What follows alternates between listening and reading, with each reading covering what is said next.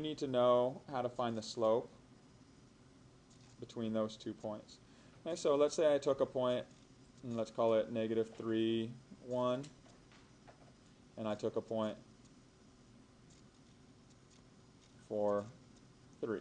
If I want to find the slope between these 2 points, okay, slope is the change in the vertical distance between the points divided by the change in the horizontal distance. So it's considered rise over run. Changes in the y over change in the x's. The delta symbol here, okay, so it's not triangle. It would, if it's drawn, it would have a little bit thicker side here. Delta is just the Greek symbol, represents change. And so the change in y over change in x is the rise over the run. And there's 2 ways that you can calculate the slope of, or find the slope of a line passing through 2 points. So if you wanted to find, again, what is the slope of this line? Okay, the first is you can calculate the slope. Okay, if you're going to calculate the slope, what you need to do is think of one set of points as being coordinates x1, y1, the other set of points being the coordinates x2, y2.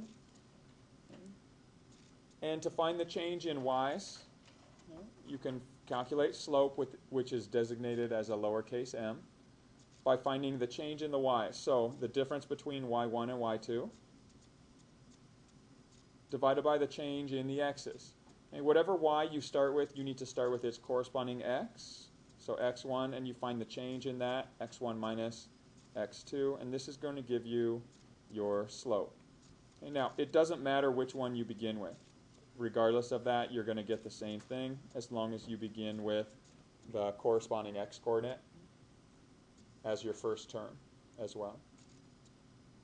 Okay, so if we were going to calculate the slope for this line right here, or the slope between these 2 points here, what you would do is you would simply plug in the difference of the y, so let's say 3 minus 1, over the difference of the x's. Since we started with this point's y, we have to start with its x as well. So 4 minus a -3. And so 3 minus 1 gives you 2, 4 plus 3 gives you 7. So you wind up with a slope of 2/7 in this case. Okay. There's another way that you can find the slope. Okay, so one is to calculate it. Anybody know what another method for finding slope would be? Maddie? Good. Okay, so the other method is to just count. Okay, and this method comes in handy. It's a shortcut. It's very useful in standardized testing like SAT, ACT, because usually they're going to give you a set of coordinates that are real manageable, and you can see where the graph or points fall on the coordinate plane or on the graph. And so all you need to do is count the rise over run. Okay, so if you look at this graph right here, as we move from this point to this point, we go up 1, 2. So our rise is +2.